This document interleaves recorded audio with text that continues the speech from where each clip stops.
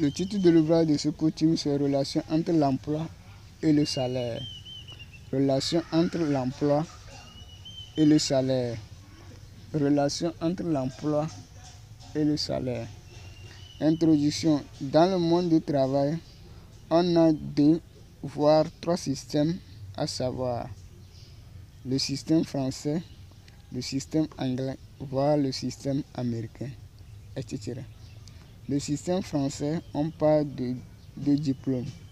Le salaire est établi en fonction du diplôme que le travailleur utilise pour travailler. Pour le système français au Togo, on a les diplômes comme le BPC, le bac 1, le bac 2, licence, master, doctorat et professorat.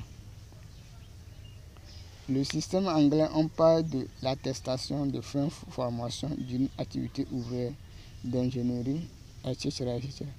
Le salaire est établi en fonction de la quantité de travail rendu par jour, par semaine. Ici, l'expérience compte énormément. Le système américain, on parle des services, on s'en fout de l'attestation ou du diplôme, car seul le travail rend riche. Donc le recruteur veut seulement le service ou le travail venant de son employé. Le salaire est établi en fonction de quantité de services rendus par jour, par semaine, par 2 semaines et d'un mois. Aujourd'hui, un nouveau système vient de voir le jour en Afrique, qui est le système africain, qui est composé d'un diplôme plus une attestation d'un métier, à savoir BPC plus formation ou bac 1 plus formation ou bac 2 plus formation. Exemple, BPC plus une formation en cuisine suffit de travailler dans un bar. Bac 1 plus une formation en couture. Bac 2 plus une formation en électricité bâtiment.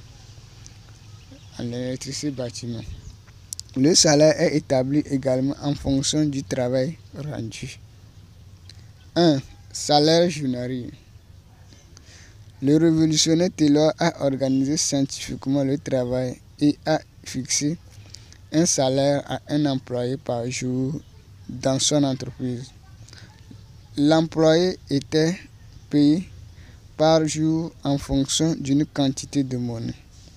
Au 19e siècle, on a eu la naissance de 2 classes, à savoir la bourgeoisie et le prolétariat. Les œuvres de Karl Marx ont vu le jour qui ont permis le prolétariat de lutter contre l'injustice lors du paiement des salaires des employés des entreprises européennes. Donc l'employé doit connaître le salaire fixé par l'État de son activité qu'il exerce par jour ou par semaine ou de 2 semaines ou d'un mois. Donc le règlement du travail de son pays ou de son État, ils doivent connaître ça pour pouvoir revendiquer ses droits auprès de l'État ou du recruteur de son pays. 2. Salaire d'heure. Le problème de salaire a eu des changements au cours de l'histoire grâce à l'intervention de la justice au sein du monde du travail, à savoir droits de l'homme, droit du travail, droit et contrat du travail, etc., etc., etc. Un employé doit travailler 8 heures par jour au sein d'une entreprise. Ces 8 heures de travail constituent le salaire d'un jour de travail. Pendant les 8 heures de la journée, l'employé rend une quantité de travail, à savoir à son entreprise plutôt, en contrepartie d'un salaire. Le salaire est payé en fonction d'heures, c'est-à-dire 1 heure de travail vaut une quantité de monnaie. La somme des quantités de monnaie des heures des 8 heures de travail donne le salaire d'un jour pour un travailleur. 3. Quantité de travail. Aujourd'hui, il y a des travaux qui sont mesurés en fonction des heures d'un jour. On parle du monde des métiers, des usines, des industries, etc., etc. Précisément le système anglais et le système africain. Une quantité de travail ou de service vaut un salaire. Donc, le salaire est en fonction du quantité de travail rendu pendant les 8 heures de travail par jour au sein de l'entreprise. Donc, par jour au sein de l'entreprise. Donc, pendant les 8 heures, il faut une quantité de travail est adaptée à ces 8 heures de travail. Donc, lorsque l'employé arrive à atteindre le seuil, donc on lui verse le salaire du quantité de travail. 4. Salaire d'une semaine. La somme plutôt des salaires des jours d'une semaine donne le salaire d'une semaine de travail.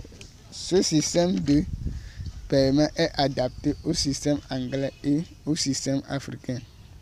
À chaque fin de semaine, on paie les travailleurs.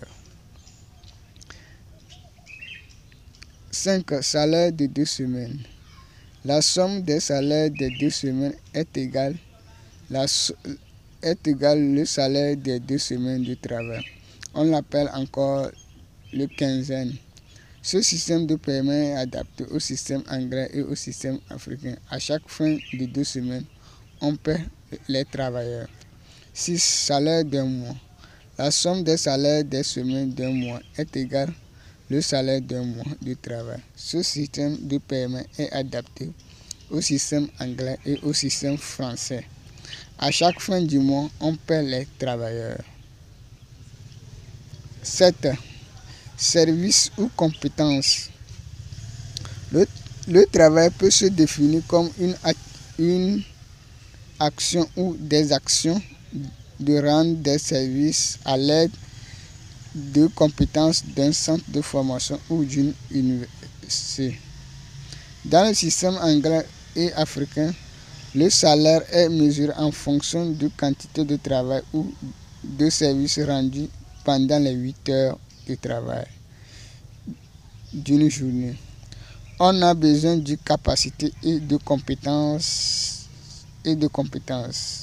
La compétence combinée avec la capacité lors de l'exécution du travail détermine le salaire de l'employé par jour. C'est pourquoi l'expérience compte énormément dans le système anglais et africain. L'employé inexpérimenté gagne un salaire qui est moins élevé que le salaire d'un employé qui a de l'expérience dans le système anglais et africain. À chaque heure, il doit produire une quantité de produits jusqu'à les 8 heures de travail ne finissent dans la journée qui correspond à un salaire. Donc, dans le système anglais et africain, le salaire est en fonction de l'effort du travailleur dans l'exécution des tâches des activités. Pour le système français, on parle du niveau ou du diplôme.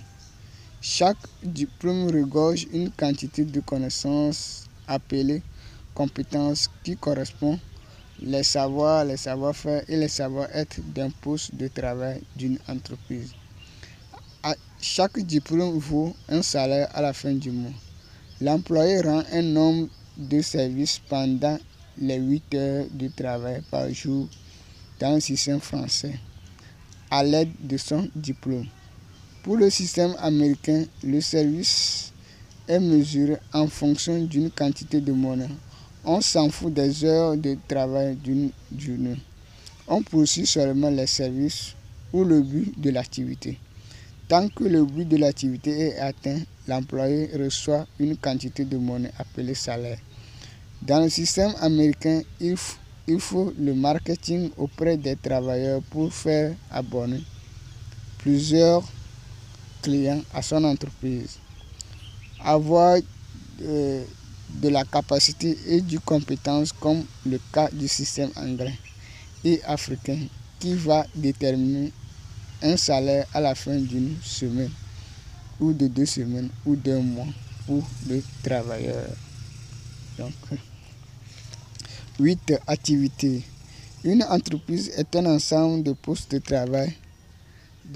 travail qui œuvrent ensemble pour mener la mission de l'entreprise chaque jour que Dieu fait. Si l'on se réfère aux théories de Henri Fayol, Henri Fayol a identifié les fonctions d'une entreprise que les chefs d'entreprise utilisent pour créer leurs entreprises aujourd'hui. L'employé lui-même a le devoir de chercher à connaître ce qui se passe au sein de l'entreprise à propos du poste de travail qui correspond à sa formation dès qu'il est à l'université ou au centre de formation, pour se préparer dans le souci d'affronter les réalités qui l'attendent sur le terrain. Donc, il faudrait que Henri Fayol a donné la notion aux recruteurs, aux chefs d'entreprise de pouvoir connaître le nombre de fonctions d'une entreprise pour pouvoir savoir quelle politique mettre en place pour embaucher les travailleurs, donc pour exécuter les activités de son entreprise, dans le souci de répondre aux besoins des clients de l'entreprise. Donc, il est nécessaire. Mais aujourd'hui, il manque, parce que le travailleur même n'a pas une vision sur l'entreprise. Il manque des connaissances. Donc, là, il trouve des difficultés à postuler pour trouver de l'emploi. Donc, il faudrait qu'aujourd'hui, le travailleur aussi fait des recherches pour avoir des notions sur l'entreprise, voir comment quelles sont les politiques que les entreprises utilisent pour embaucher les travailleurs, pour pouvoir se préparer, donc pour pouvoir affronter les réalités sur le terrain. Donc il est nécessaire aujourd'hui aux travailleurs, aux nouveaux diplômés, aux chercheurs d'emploi, de jeter des coups d'œil sur les profils des postes des entreprises, voir ce qui se passe dans les entreprises pour pouvoir savoir quoi faire, quoi ne pas faire pour pouvoir trouver leur emploi. 9. Règlement intérieur du travail. Selon Karl Marx, les employés doivent s'organiser pour réclamer leurs droits auprès de leurs supérieurs. L'idée est d'éviter l'injustice au sein du monde du travail. C'est pour cette raison qu'il y a des lois établies par chaque pays pour régler le monde du travail aujourd'hui. À propos du salaire, conditions de travail et autres. C'est le règlement intérieur du travail. Il est question aujourd'hui que l'employé a les connaissances sur le règlement intérieur du travail de sa localité de résidence, pour pouvoir revendiquer ses droits auprès de son chef hiérarchique.